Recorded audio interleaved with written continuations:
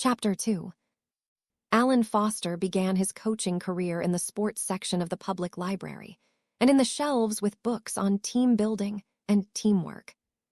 His real education, though, was on Tuesday and Thursday nights when the Riverbend Warriors practiced, and on Saturday evening when 17 Grade 5 hockey stars suited up, took to the ice, and 3 weeks out of 4 went down to defeat.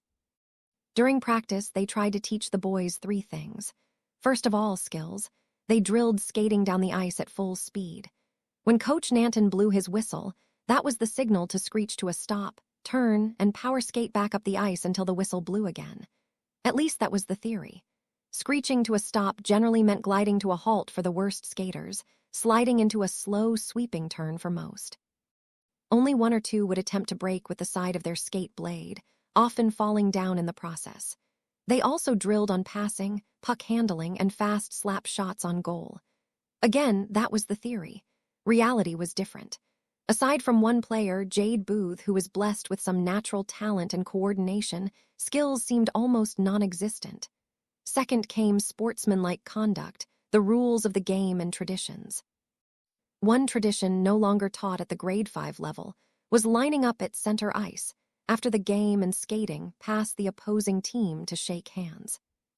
Too many fights were breaking out, so the league governors took the easy way and canceled. The skate passed instead of clamping down on the troublemakers and the coaches who allowed it.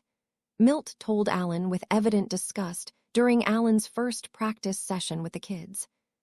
Weak-kneed, weak-willed, weak-minded do-gooders, who spend their time in meetings rather than actually out on the ice with the kids, are taking over and ruining this game.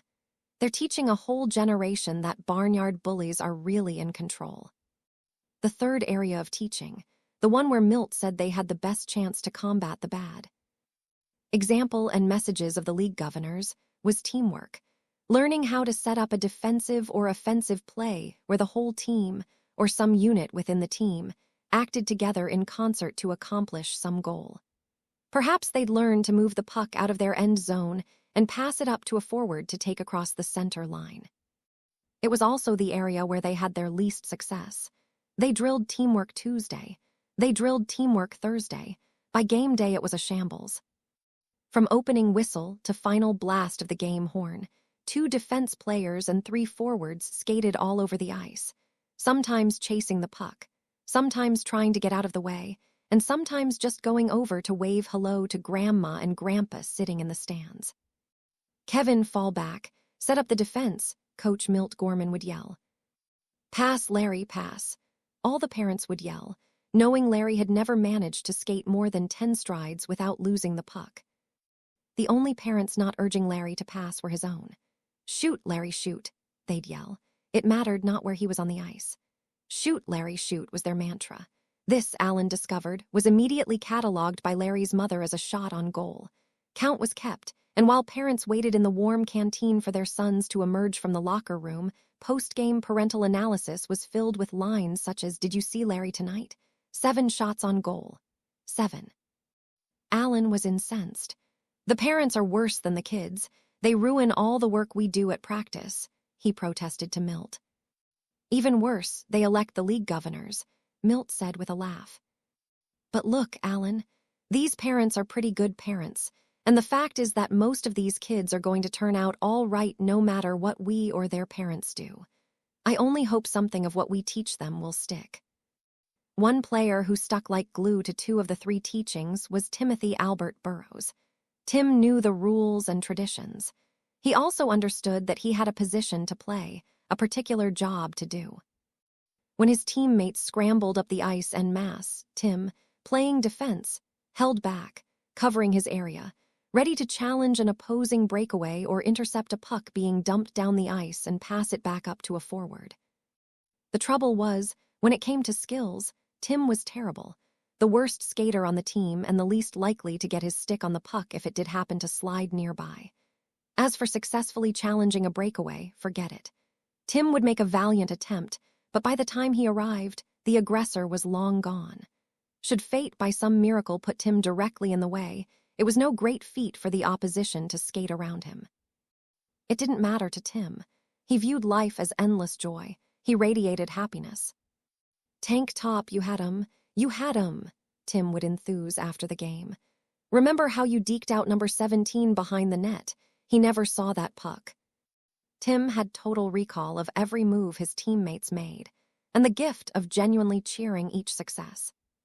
He also had the good sense to refrain from mentioning their far more numerous screw-ups, a maturity level not shared by his teammates who, when finished with bad ice, bad refs, and bad luck, invariably began to catalog each other's sins, especially those of Jerry the goalie.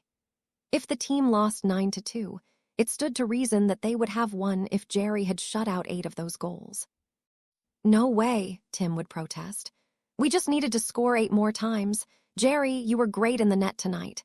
Few 10-year-olds were willing to speak up against their peer group's common wisdom. Tim might be a nice kid, but he was no pushover. "Who is this Tim?" Alan asked Milt after his second game as a coach. "Not sure," said Milt. "I only wish the rest thought like Tim and Tim skated like the rest of them." "His stick doesn't look so good. Could that be part of the problem?" "Perhaps. I doubt his skates are sharp. Not much money at home, I'd guess. I do know he doesn't have a mom. I understand she died about 3 years ago. Billy tells me Tim's dad works in a fancy restaurant. He rarely makes it to a game. Nice guy, though. I guess that's where Tim gets it from." Wherever Tim got it from, it was special. Opposing coaches, watching Tim play, could never understand why it was Tim who wore the big C on his uniform shirt, the sign of the team captain elected by his fellow players. Down in the locker room, Tim dawdled as he always did while others hurried to change. Tim wanted to be last. Then he wouldn't have to make up some excuse to turn down a ride or, worse, be pressured into accepting. It was night, and he wanted to walk alone. Ever since his mother died, night was Tim's special time. Lying on the front parlor couch several days before her death, Tim's mom had done her best to prepare him. "We're all made up of 2 parts, Tim, our soul and our body. My body is not working very well, and when it stops, my soul will have to find a new home." "What's a soul?" Tim had wondered. "That's who we really are. It starts with love. God's love makes my soul come alive. It's like when we light a match for the barbecue. Poof," said his mom, throwing her hands up and giving Tim the best smile she could. "No matter what happens to my body, I'll always have your love and God's love, so I'll always have a soul. And Daddy, and Grandma's love, too," Tim had said seriously. "Yes, Grandma's and Daddy, too," she replied softly, struggling to keep her emotions in check, knowing a fearless show of calm acceptance was the last and greatest gift she could give Tim. Her next words were the reason Tim now peered into the canteen, to be sure everyone had gone before slipping out the door into the night, hockey stick over his shoulder and skates dangling down his back. "When my soul is with God, it won't have a body to help me talk to you, but I'll always be with you whenever you want me." Tim looked puzzled. "Right now, I can't be anywhere except where my body is. When I'm with God, if you want to talk to me, you can talk to me anytime and I'll hear you. I won't be able to talk to you, but I bet if I ever want to tell you something, there will be a way. And you know the best part, Timmy." "No," said Tim. He was 7, old enough to think that there wasn't anything good about this conversation, much less a best part. "You'll never have to worry about the dark ever again," his mother said.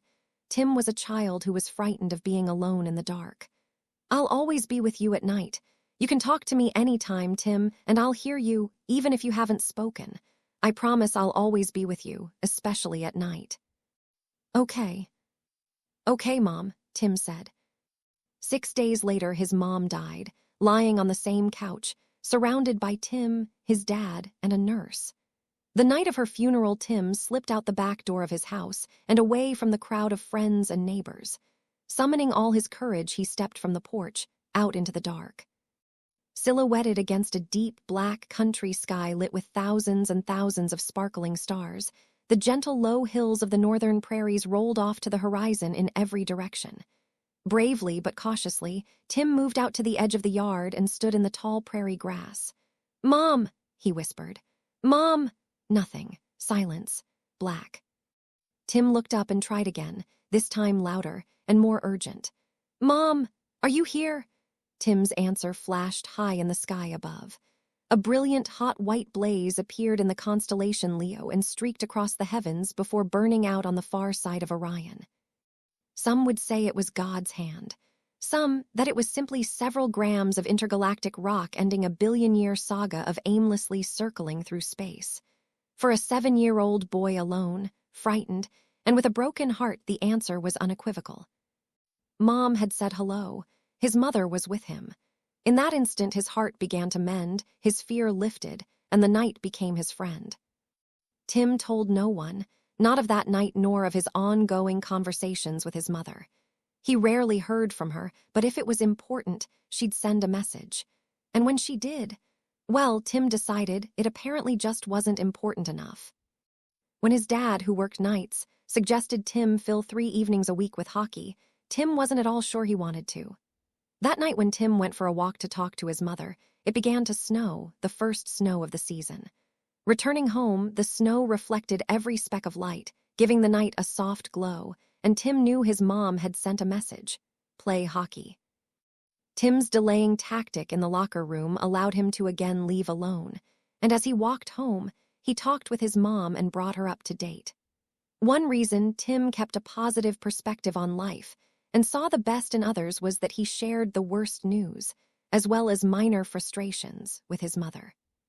Tim knew he didn't need to speak out loud to be heard, but sometimes, when excited, upset, angry, or puzzled, he found himself muttering to the night air. A stranger passing that night would have heard a young boy talking to himself, but he was. Tim was telling his mother of his frustration with teammates who failed to play their positions. The logic of playing positions, passing the puck, and working as a team to score goals was evident to him. Tim couldn't understand why it wasn't clear to the others. Tim's Riverbend Warriors may have been short on teamwork, but 2 nights later, Saturday, teamwork saved Tim's life.